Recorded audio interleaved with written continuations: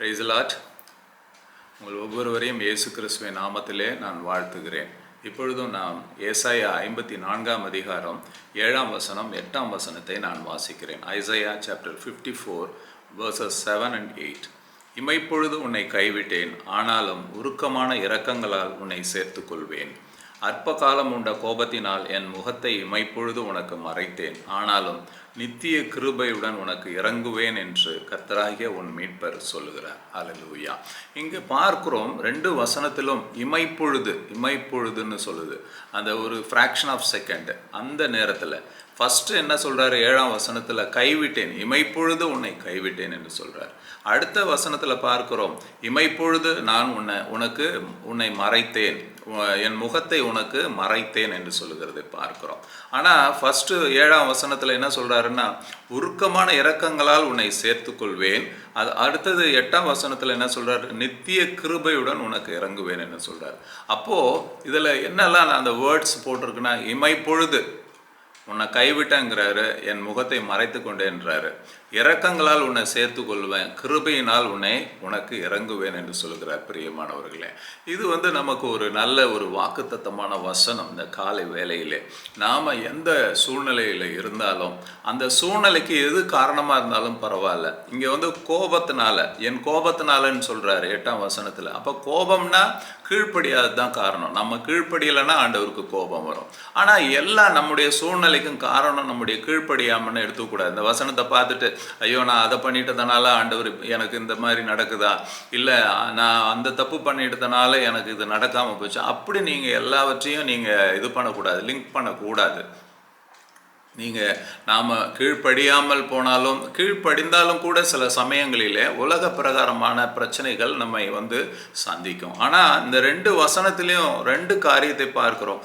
ஒன்று, இரக்கங்களால் உன்னை சேர்த்து கொள்வேன் மறுபடியுங்கிறாரு.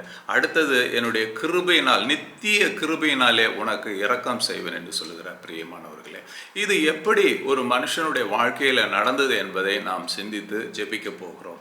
யோனா புஸ்தகத்தை நீங்கள் பார்க்கும் பொழுது, யோனா பழைய ஏற்பாட்டில் 1ஆம் அதிகாரத்தில் பார்க்கிறோம், ஆண்டவர் அவருக்கு நினிவேக்கு போக சொல்கிறார். ஆனால் யோனா அவருடைய வார்த்தைக்கு கீழ்ப்படியாமல் தர்ஷிக்கு ஓடி போகிறதை பார்க்கிறோம். அப்போ அப்படி உங்களுக்கு அந்த இன்சிடெண்ட் தெரியும். அவர் கப்பலில் பிரயாணம் பண்ணும் பொழுது அங்கே பெரிய புயல் காற்று வருகிறது. அங்கே இருந்தவங்கெல்லாம் அதனால் பாதிக்கப்படுறாங்க. அப்போது யோனா சொல்கிறாரு, என்னை கடலில் போட்டுருங்க தூக்கி, உங்களுக்கு பிரச்சனை சரியாயிடும்னு. அந்த கப்பலில் இருந்தவங்க இவரை தூக்கி கடலில் போட்டுடுறாங்க. போட்டுட்டு அவங்க போயிடுறாங்க. அவ்வளோதான். அதுக்கு பின்பதாக யோனாவை குறித்து அவங்க நினச்சாங்களா, பார்த்தாங்களா, எதுவுமே குறிப்பிடப்படவில்லை. யோனாவை ஒரு பெரிய மீன் விழுங்கி அவர் அந்த மீன் வயிற்றிலே 3 நாட்கள் இருக்கிறதே நாம் வேதத்திலே பார்க்கிறோம். அப்போது அவர் ஆக்சுவலாக இந்த இடத்துல ஆண்டவருக்கு கோபத்தை உண்டாக்கினார். அவருக்கு தான் இந்த வசனம் 8ஆம் வசனம் சரியாக இருக்கும். அற்ப காலம் உண்ட கோபத்தினால் என் முகத்தை இமைப்பொழுது உனக்கு மறைத்தேன் அப்படின்னு இங்கே நம்ம வாசித்தோம் இல்லைங்களா ஏசாயாவில். அது யோனாவுக்கு டெஃபினட்டாக அப்ளை ஆகும். ஆண்டவர் சொன்ன வார்த்தைக்கு கீழ்ப்படியாதபடிக்கு இவர் ஓடி போகிறதை, தேவ பிரசன்னத்தை விட்டு ஓடினார்ன்னே வேதத்தில் குறிப்பிடப்பட்டிருக்கிறதை பார்க்கிறோம். இந்த சூழ்நிலையில் யோனா என்ன செய்தார்? அவர் 3 காரியங்களை செய்கிறதை பார்க்கிறோம். இந்த யோனா 2ஆம் அதிகாரத்தை நாம் எடுத்துக்கொள்வோம். அதில் 10ஆம் வசனத்தை நான் வாசிக்கிறேன், கடைசி வசனத்தை. கர்த்தர் மீனுக்கு கட்டளையிட்டார், அது யோனாவை கரையிலே கக்கி விட்டது. 10th verse பாருங்க. அங்கே மீனுக்கு ஆண்டவர் சொல்கிறாரு, ஓகே யோனாவை என்ன பண்ணிடு, நீ ரிலீஸ் பண்ணிடுன்னு. ஸோ யோனாவை மீன் கரையிலே கக்கி விட்டது. அங்கே அவர் விடுதலை பெற்றதை பார்க்கிறோம். 3 நாட்கள் அவர் இருளிலே இருந்தார், மீன் வயிற்றிலே இருந்தார், பாதாளத்திலே இருந்தார். கப்பலேருந்து தூக்கி போட்டவங்களுக்கு இவர் என்ன ஆனார்னு கூட தெரியாது, பாவம் போயிட்டாங்க. வேறு யாருக்குமே தெரியாது. யோனாவுடைய ரிலேட்டிவ்ஸு கூட யோனாவுக்கு என்ன ஆச்சுன்னு தெரியாது. ஆனால் ஆண்டவர் யோனாவை பார்த்து கொண்டதை இருக்கிறதே நாம் இந்த பகுதியில் தெரிந்து கொள்ள முடியும். அப்போ யோனா என்ன செய்தார்? அவர் கீழ்ப்படியாமல் போயிட்டார். அதனால் அவருக்கு ஒரு பெரிய ஒரு தீங்கு விட்டது. மீன் வயிற்றுக்குள்ளே அவர் 3 நாள் இருக்கும்படி ஆயிடுச்சு. அதிலிருந்து விடுதலை அவரை விடுவிக்க ஒருத்தரால முடியாது, அவராலையும் வெளியில் வர முடியாது. அது ரொம்ப கஷ்டம், இம்பாசிபிள் சுச்சுவேஷன், டெட்லி சுச்சுவேஷன். ஆனால் இந்த சுச்சுவேஷனில் ஆண்டவர் மறுபடியும் அவருக்கு இரக்கம் செய்தார். ஏசாயாவில் நம்ம 54:7-8 வாசித்தது போல, நான் இமைப்பொழுது உன்னை கைவிட்டேன், இமைப்பொழுது என் முகத்தை மறைத்தேன், ஆனாலும் என்னுடைய இரக்கங்களால் உன்னை சேர்த்து கொள்வேன், என்னுடைய நித்திய கிருபையினால் உனக்கு இறங்குவேன். இங்கே அதே காரியத்தை ஆண்டவர் யோனாவுக்கு செய்ததை பார்க்கிறோம் பிரியமானவர்களே. ஆனால் அப்படிப்பட்ட இரக்கங்கள் கிருபைகளை பெறணும்னா 3 காரியங்களை யோனா செய்ததை இந்த 2ஆம் அதிகாரத்தில் நாம் பார்க்கிறோம். நான் அந்த 3 காரியம் என்ன அப்படிங்கிறத நான் சொல்லி ஜெபிக்க போகிறேன். 1 3 வசனம் வரை நான் வாசிக்கிறேன். யோனா 2ஆம் அதிகாரம் 1, 2, 3 verses. அந்த மீனின் வயிற்றிலிருந்து யோனா தன் தேவனாகிய கர்த்தரை நோக்கி விண்ணப்பம் பண்ணி, என் நெருக்கத்தில் நான் கர்த்தரை நோக்கி கூப்பிட்டேன், அவர் எனக்கு உத்தரவு அருளினார். நான் பாதாளத்தின் வயிற்றிலிருந்து கூக்குரலிட்டேன், நீர் என் சத்தத்தை கேட்டீர். சமுத்திரத்தின் நடுமையமாகிய ஆழத்திலே நீர் என்னை தள்ளிவிட்டீர். நீரோட்டம் என்னை சூழ்ந்து கொண்டது, உம்முடைய வெள்ளங்களும் அலைகளும் எல்லாம் என் மேல் புரண்டது. இங்கே என்ன சொல்கிறாரு இவர் ஃபஸ்ட்டு என்ன பண்ணுறாரு யோனானா, மீன் வயிற்றுக்குள்ளே போயிட்டாரு. கப்பல்லேருந்து போட்டவங்களும் போயிட்டாங்க, எந்த சத்தமும் கேட்காதுங்க. மீன் வயிற்றுங்கிறது இஸ் அ க்ளோஸ்டு ஒன். அவருடைய மீன் ஸ்டமக்குள்ளே இருக்கார், யாருக்குமே எதுவுமே தெரியாது, அவ்வளோதான் அவர் வாழ்க்கை. ஆனால் அவர் ஃபஸ்ட்டு ஒரு காரியத்தை செய்கிறார். He cried out to God in his situations. அங்கே அவர் என்ன சொல்கிறாரு பார்த்தீங்கன்னா, 2ஆம் வசனத்தை நான் வாசிக்கிறேன். என் நெருக்கத்தில் நான் கர்த்தரை நோக்கி கூப்பிட்டேன், அவர் எனக்கு உத்தரவு அருளினார். அங்கே விடுதலை இன்னும் வரலை, அவருக்கு ஒன்றும் வரலை. ஆனால் ஒரு விசுவாசத்தில் அவர் என்ன பண்ணுறார், நெருக்கத்தில் நான் கர்த்தரை நோக்கி கூப்பிட்டேன். ஸோ ஃபர்ஸ்ட் திங்க், இந்த மாதிரி சுச்சுவேஷன் இது யோனாவுக்கு மட்டும் இல்லைங்க, உங்களுக்கு எனக்கு கூட இருக்கலாம், இப்போ இருக்கலாம். Right now we may go through such situations, deadly சுச்சுவேஷனாக இருக்கலாம், இல்லை எதுவாக இருந்தாலும். ஆனால் நம்ம முதல் காரியம் யோனா என்ன செய்தாருன்னா, அவர் கர்த்தரை நோக்கி நெருக்கத்திலே கூப்பிட்டதை பார்க்கிறோம். ஸோ நாமும் அதுதான் செய்யணும், cry out to God in any situations. இதுதான் முதலாவது நாம் செய்ய வேண்டியது. when the situations are going wrong, when the situations are in difficulties, ஒரு இம்பாசிபிள் சுச்சுவேஷனை நம்ம ஃபேஸ் பண்ணுறோம், இது நடக்கவே நடக்காது, இனிமேல் மாறவே மாறாது அப்படின்னு இருக்கலாம். ஈவன் டாக்டர்ஸ் ரிப்போர்ட் கூட சொல்லலாம், இதுக்கு ட்ரீட்மெண்ட்டே இல்லைன்னு சொல்லலாம். ஆனால் அப்படிப்பட்ட சுச்சுவேஷனில் கூட cry out to God in any situation, எந்த சூழ்நிலையிலும் ஆண்டவரை நோக்கி நாம் கூப்பிடணும். அதுதான் யோனா இங்கே செய்ததை பார்த்தோம். முதலாவது அவர் என்ன செய்கிறாருன்னா, நெருக்கத்திலே கர்த்தரை நோக்கி கூப்பிட்டேன். நாம் ஒரு சுச்சுவேஷன் பேடாக இருந்ததுன்னா அவரை கூப்பிடுவோம், இவரை கூப்பிடுவோம், அண்ணன் தம்பி அவங்கெல்லாம் நமக்கு ஒரு ஆறுதல் சொல்லுவோம், நீங்கள் ஒன்றும் கவலைப்படாதீங்க சிஸ்டர், கவலைப்படாதீங்க பிரதருங்களாம். But they cannot change the situations, change our situation. They cannot deliver us from the bad situations. நம்ம அந்த கடின சுச்சுவேஷன்லேருந்து விடுவிக்க மனுஷனால் முடியாது. இப்போ யோனாவை பார்த்தீங்கன்னா, அந்த மீன் வயிற்றுக்குள்ளே அவர் பாதாளத்தில் இருக்கார். nobody knows about where he is. ஆனால் ஆண்டவர் அதை பார்க்கிறார் என்ற அந்த அறிவு அவருக்கு இருந்ததை பார்க்கிறோம். cry out to God in any situation.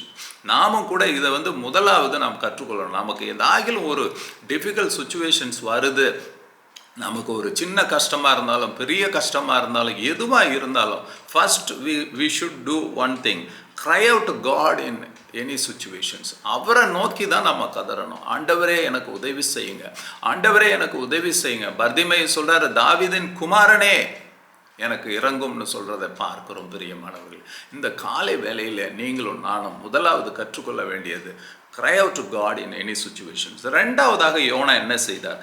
4 6 வரைக்கும் 4, 5, 6 வசனங்களை நான் வாசிக்கிறேன். நான் உமது கண்களுக்கு எதிரே இராதபடிக்கு தள்ளப்பட்டேன், ஆகிலும் இன்னமும் உடைய பரிசுத்த ஆலயத்தை நோக்குவேன் என்றேன். தண்ணீர்கள் பிராணபரியந்தம் என்னை நெருக்கினது, ஆழி என்னை சூழ்ந்தது, கடற்பாசி என் தலையை சுற்றி கொண்டது, பர்வதங்களின் அடிவாரங்கள் பரியந்தமும் இறங்கினேன், பூமியின் தாழ்பால்கள் என்றென்றைக்கும் என்னை அடைக்கிறதா இருந்தது. ஆனாலும் என் தேவனாகிய கர்த்தாவே, நீர் என் பிராணனை அழிவுக்கு தப்புவித்தீர். இங்கே ரெண்டாவது இந்த 3 வசனங்களில் ஒரு காரியத்தை நாம் பார்க்கிறோம். 4ஆம் வசனத்தை நான் வாசிக்கிறேன். நான் உமது கண்களுக்கு எதிரே இராதபடிக்கு தள்ளப்பட்டேன், ஆகிலும் இன்னமும் உம்முடைய பரிசுத்த ஆலயத்தை நோக்குவேன் என்றேன். இங்கே ரெண்டாவது என்ன பண்ணாருன்னா, he looked again toward his holy temple. நாம கூட இதை தான் செய்யணும். அவருடைய பரிசுத்த ஆலயத்தை நான் நோக்குவேன்னு சொல்லுகிறதை பார்க்கிறோம் யோனா. முதல்ல என்ன பண்ணாருன்னா, நான் நெருக்கத்திலே கர்த்தரை நோக்கி கூப்பிடுவேன்னாரு. cry out to God in any situations. ரெண்டாவது என்னன்னா, தேவனுடைய பரிசுத்த ஆலயத்தை நோக்குவேன்னு சொல்கிறத பார்க்கிறோம்.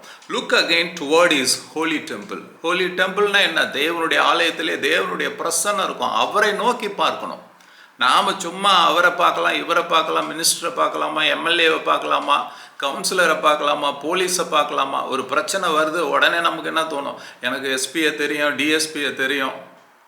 அவங்கெல்லாம் ஒரு அளவுக்கு தான் உங்களுக்கு உதவி பண்ண முடியும். கூடவே உங்களோட அப்படியே ஃபுல் 24 hours இருக்க முடியாது. எத்தனையோ செக்யூரிட்டிஸ் இருந்தால் கூட எத்தனையோ தலைவர்களை சுட்டு இருக்கிறாங்க, கொன்று இருக்கிறாங்க பிரியமானவர்களே.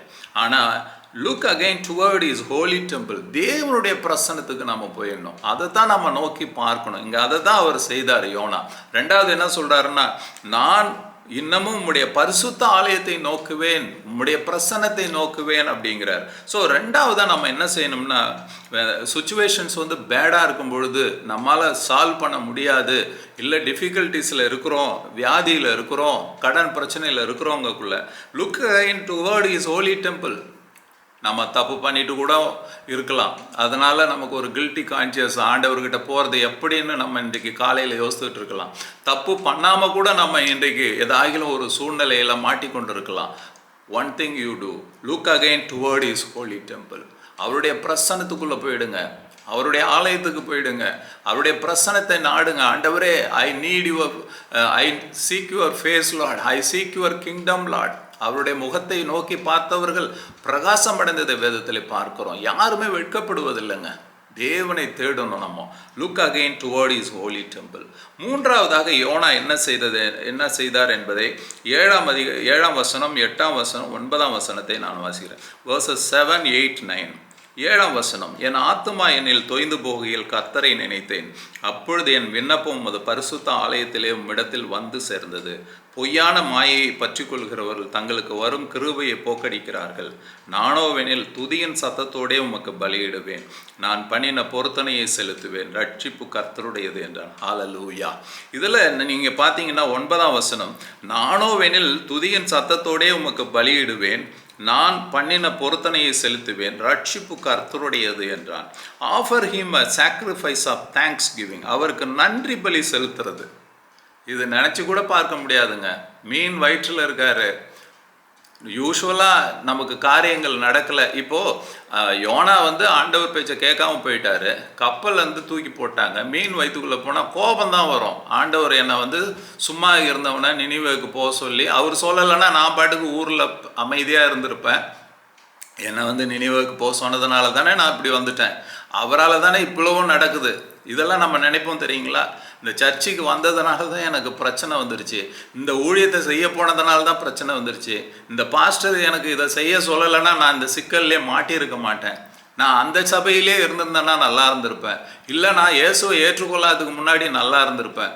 இன்றைக்கு நாம் கூட பார்க்கும்பொழுது, உலகத்தில் பார்க்கும்பொழுது நானே நினைக்கிறது உண்டு, இயேசுவை ஏற்றுக்கொள்ளாத இருக்கிறவங்கலாம் ரொம்ப உலக பிரகாரமாக நல்லா இருக்கிறாங்க. டக்குன்னு மாப்பிள்ளை கிடைக்குது அவங்க பொண்ணுக்கு, டக்குன்னு பையன் கிடைக்கிறான், நல்ல கார் வாங்குறாங்க, வேலை நல்ல வேலை இருக்குது. ஆனால் நம்ம பிள்ளைகளை பார்க்கும்பொழுது அநேகர் கஷ்டத்தில் இருக்கிறத பார்க்குறோம். இன்னமும் கூட எங்களுடைய பிள்ளைகள்லாம் கூட இன்னமும் they are struggling in Dhar life. அதெல்லாம் பார்க்கும்பொழுது நமக்கு கொஞ்சம் கஷ்டமாக தான் இருக்கும். ஆனால் யோனா என்ன பண்ணுறாருன்னா, மீன் வயிற்றுக்குள்ளே இருக்காரு, அவர் இங்கே தண்டிக்கப்பட்டிருக்காரு, அவர் பனிஷ்மெண்ட் தான் இது, அவர் செய்த கீழ்ப்படியாமைக்கு உள்ள கான்சிக்வன்சஸ் தான். அவர் அங்கே ஆசீர்வதிக்கப்பட்டிருக்கல. ஆனால் என்ன சொல்கிறாருன்னா 9ஆம் வசனத்தில், நானோவெனில் துதியின் சத்தத்தோடே உமக்கு பலியிடுவேன், ரட்சிப்பு கர்த்தருடையதுங்கிறத உணர்ந்திருக்காரு பாருங்களேன். ரட்சிப்புன்னா வெறும் பாவத்திலேருந்து விடுதலை இல்லைங்க, சாபத்திலேருந்து விடுதலை, வியாதியில் விடுதலை, கடன் பிரச்சனையில் விடுதலை, எந்த இக்கட்டுகள்லேருந்து விடுதலை. சால்வேஷனுங்கிறது அதுதான். சால்வேஷன் பிலாங்ஸ் டு ஹிம்ங்க. அவர் தான் விடுவிக்கிற தேவனாக இருக்கிறார். அதனால தான் இந்த விடுதலை நாயகன்னு கூட பாட்டு இருக்கு பாருங்க. அவர் நம்மை விடுவிக்கிற தேவனாக இருக்கிறார். கர்த்தருடைய ஆவியானவர் எங்குண்டோ அங்கு விடுதலை உண்டு. ஹல்லேலூயா. உங்களுக்கும் எனக்கும் ஆவியானவர் கொடுக்கப்பட்டிருக்கிறார். ஸோ மூன்றாவதாக யோனா என்ன பண்ணியிருக்காருன்னா, offer him a sacrifice of thanksgiving. கிறிஸ்துவுக்குள் பிரியமானவர்களே, மீனுக்கு கட்டளையிட்டார் ஆண்டவர், போதும்பா என் சர்வெண்ட்டை கரையில் விட்டுடுன்ட்டாருங்க. உங்களுக்கு இன்றைக்கு அதுதான் ஆவியானவர் சொல்கிறாருங்க.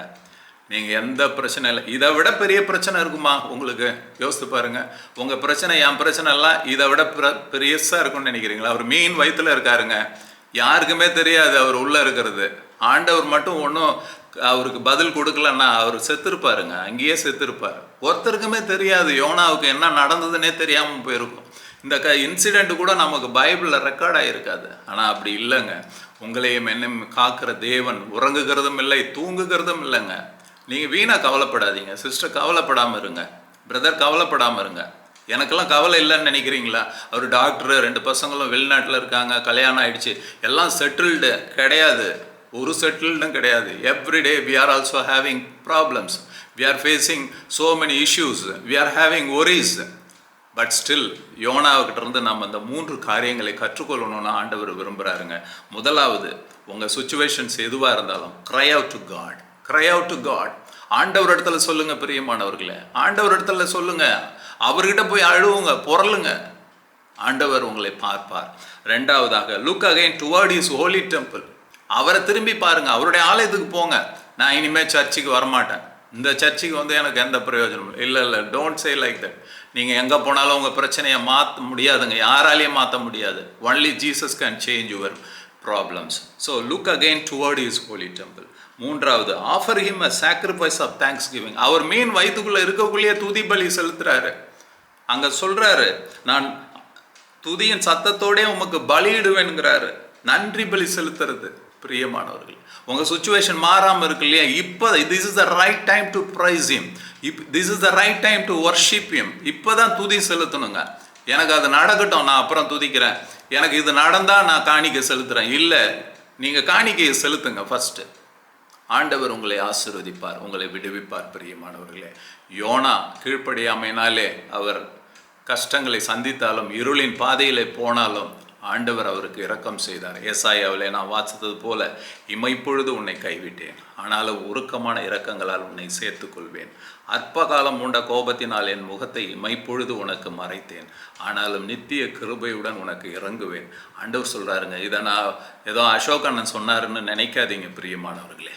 ஏசாயா தீர்க்கதரிசி மூலமாக ஆண்டவர் உங்களுக்கும் எனக்கும் கொடுக்குற வாக்குத்தத்தம் இந்த காலை வேளையில், உன்னை இமைப்பொழுது கைவிட்டது உண்மைதான், ஆனாலும் உருக்கமான இரக்கங்களால் உன்னை நான் சேர்த்துக்கொள்ள போகிறேன். மகளே, மகனே என்று சொல்கிறாரு.